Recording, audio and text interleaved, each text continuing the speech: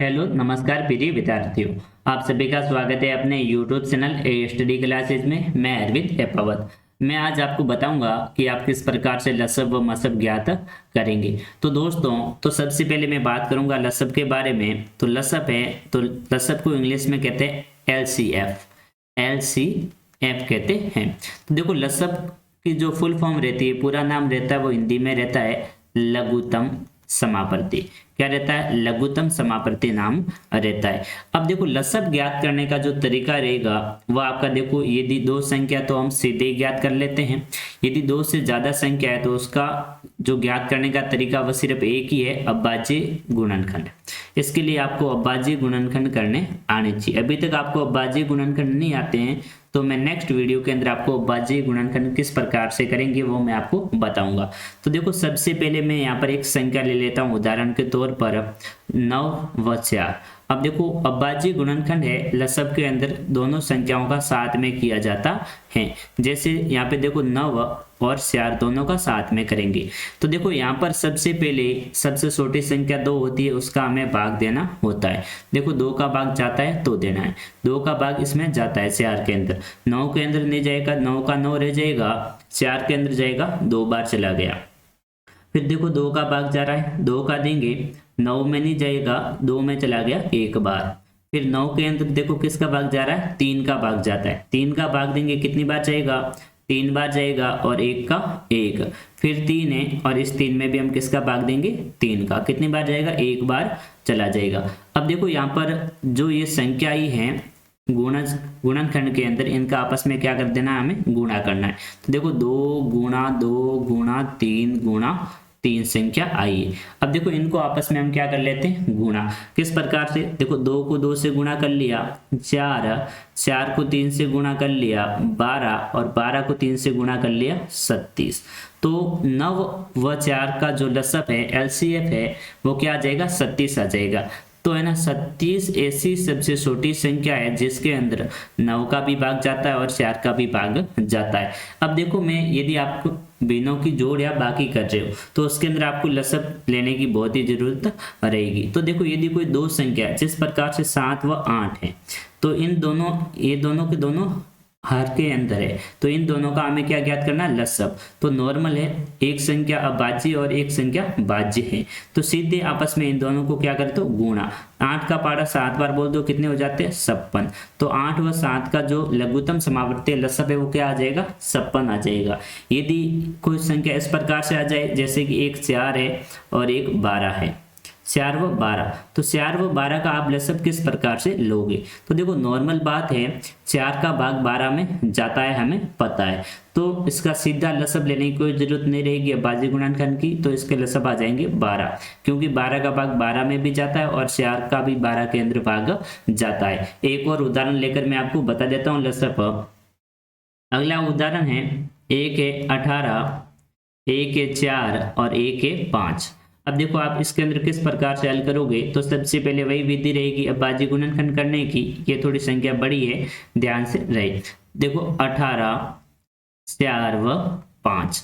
तो सबसे पहले सबसे छोटी संख्या का भाग देना होता है, 2 का जाता है, तो 2 का भाग जाता है 18 के अंदर, 9 बार चला जाएगा, 4 के अंदर 2 बार जाएगा, 5 के अंदर 2 का पूरा पूरा भाग नहीं जाता है। फिर देखो, 2 का भाग जाता है, 9 में नहीं जाएगा, 2 में चला गया, एक बार चला गया, 5 में नहीं जाएगा। फिर देखो, 9 के अंदर किसका भाग जा रहा है? 3 का भाग जाता है, 3 का जा रहा है तो 3 का भाग दे दो। 9 के अंदर 3 का भाग कितनी बार जाता है? 3 बार जाता है, 1 का 1, पर यहाँ पर 5 है तो 5 के 5 हो जाएंगे। अब देखो, अब यहाँ पर 3 है अभी भी, तो इसके अंदर हमें किसका भाग देना होगा? 3 का। 3 का भाग 3 में दिया, एक बार चला गया, 1 का 1, 5 का 5, पीछे रह गए 5, तो 5 के अंदर किसका भाग जाएगा? 5 का ही भाग जाएगा, तो 1, 1 व 1 आ जाएगा। अब हमें क्या लेने हैं? यहाँ पर लसब लेने हैं। तो देखो, लसब लेने के लिए वही इन संख्याओं का आपस में गुणा करवाना। तो देखो, 2 गुणा 2 गुणा 3 गुणा 3 गुणा 5, इनको आपस में गुणा करते हैं। 2 को 2 से गुणा कर लिया 4, 4 को 3 से गुणा कर लिया 12, 12 को 3 से गुणा कर लिया 36, और यहाँ पे देखो 36 आ गई। अब 36 को किससे गुणा करना है? 5 से। यदि आपको सीधा गुणा नहीं आता है तो आपको 36 को किससे गुणा कर देना है? 5 से। जब हम 36 को 5 से गुणा करते हैं तो कितने आ जाते हैं? 160 आ जाते हैं। तो इस संख्या का जो 18, 4 व 5 के जो लसप है वो कितने आ गए? 160 आ गई। अब देखो 160 ऐसी सबसे छोटी संख्या है जिसके अंदर 18 का भी भाग जाता है, 4 का भी जाता है और 5 का भी भाग जाता है। तो दोस्तों ये था लसप ज्ञात करने का तरीका। अभी तक आपने मेरे YouTube चैनल को सब्सक्राइब नहीं किया तो उसे सब्सक्राइब करें, वीडियो को लाइक करें और ज़्यादा से ज़्यादा अपने दोस्तों को शेयर करें। अब देखो आगे मैं बताने वाला हूँ आपको मसब के बारे में। अब देखो मसब, मसब को इंग्लिश में कहते हैं SCF के नाम से जानते हैं, ठीक है ना। अब देखो मसब का जो पूरा नाम होता है हिंदी में महतो समापत्ति रहता है। क्या रहता है? महतो समापत्ति होता है, ठीक है ना, ये बात ध्यान रखना, महतो समापत्ति। अब महतो समापत्ति है आप किस प्रकार से ज्ञात करोगे? इसके लिए भी एक ही विधि है, वह कौन सी है? अभाज्य गुणनखंड विधि है, अभाज्य गुणनखंड विधि। इसके अंदर अभाज्य गुणनखंड है वह अलग अलग किए जाते हैं, ये बात ध्यान रखना, क्योंकि ज्यादातर बच्चे वो क्या कर देते हैं, लसब की जगह पर मसब और मसब की जगह पर लसब ज्ञात कर लेते हैं। तो देखो यहाँ पर जैसे कि मैं यहाँ पे संख्या लेता हूँ, एक 18 और एक ले ली मैंने यहाँ पर 120। अब इन दोनों का क्या ज्ञात करना है? हमें मसब ज्ञात करना है। तो देखो नॉर्मल है, कोई हार्ड है नहीं। तो देखो इन दोनों का अलग अलग अभाज्य गुणनखंड करना होगा। 18 का अलग कर लो और 24 का भी अभाज्य गुणनखंड है वो अलग कर लो। 18 के अंदर देखो इकाई का अंक 8 है तो किसका भाग जाएगा? 2 का जाएगा। 2 का भाग कितनी बार जाता है? 9 बार जाता है। अब 9 के अंदर देखो किसका भाग जाता है? 2 का तो जाएगा नहीं, तो 9 के अंदर किसका भाग जाता है? 3 का जाता है। कितनी बार जाएगा? 3 बार जाएगा। और 3 में फिर किसका भाग जाएगा? 3 का 1 बार चला जाएगा। अब 24 में देखो 2 का भाग जाता है, कितनी बार चला गया? 12 बार चला गया। और 12 में भी किसका भाग जाता है? 2 का। कितनी बार जाएगा? 6 बार। अब देखो 6 में फिर 2 का भाग जा रहा है, कितनी बार जाता है? 3 बार। 3 एक अभाज्य संख्या, तो 3 के अंदर किसका भाग जाएगा? सिर्फ 3 का ही जाएगा।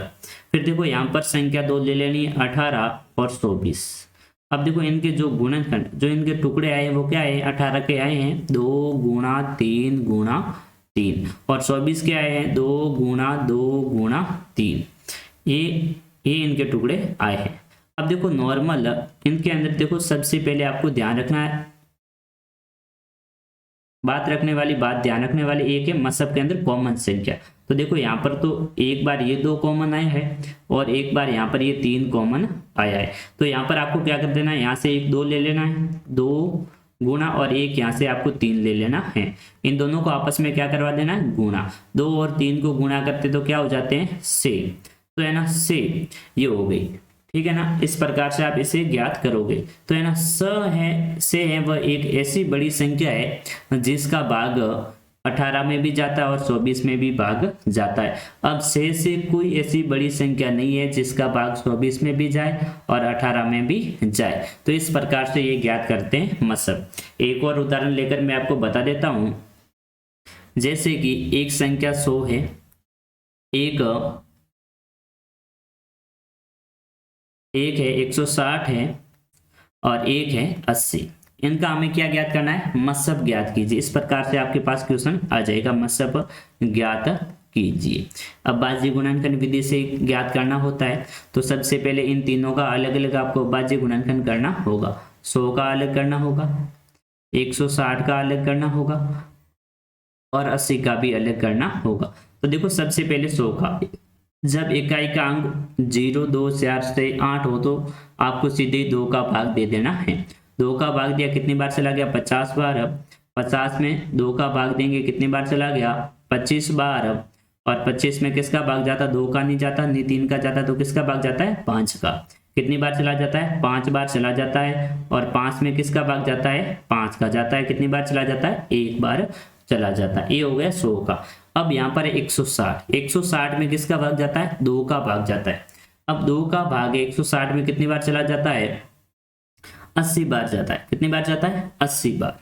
80 बार भाग चला गया। अब देखो 80 के अंदर किसका भाग जाएगा? 2 का भाग जाएगा।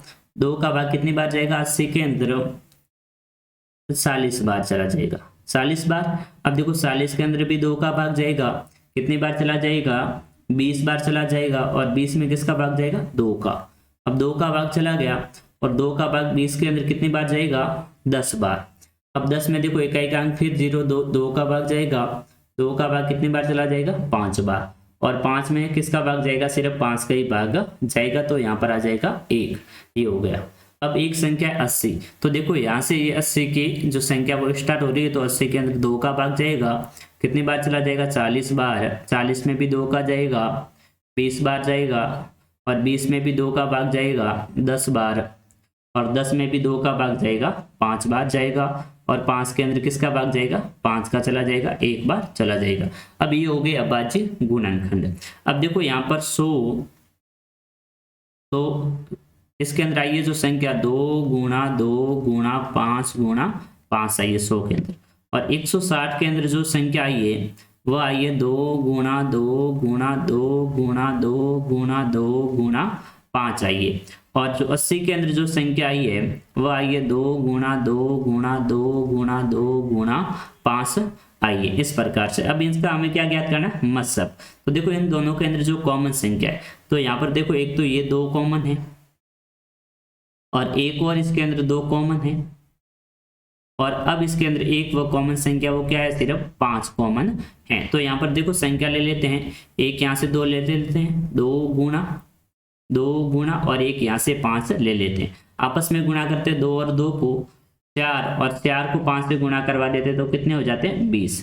तो 160 और 80 के जो मस्सब है वो कितने आ जाते हैं, 20 आ जाते हैं। कितने आ जाते हैं, 20 आ जाते हैं। तो 20 वह सबसे बड़ी संख्या है जिसका भाग 100 में भी जाता है, 160 में भी जाता है, और सिर्फ 80 में भी जाता है। तो दोस्तों आपको वीडियो कैसा लगा कमेंट करके जरूर बताएं, और अभी तक आपने मेरे YouTube चैनल को सब्सक्राइब नहीं किया है तो उसे सब्सक्राइब करें, वीडियो को लाइक करें, और ज़्यादा से ज़्यादा अपने दोस्तों को शेयर भी करें। तो नेक्स्ट वीडियो के अंदर मैं आपको बताऊंगा अभाज्य गुणनखंड किस प्रकार से करते हैं, फिर मैं आपको गुणनखंड के बारे में भी बताऊंगा, फिर गुणज के बारे में भी बताऊंगा। तो आज के लिए इतना ही।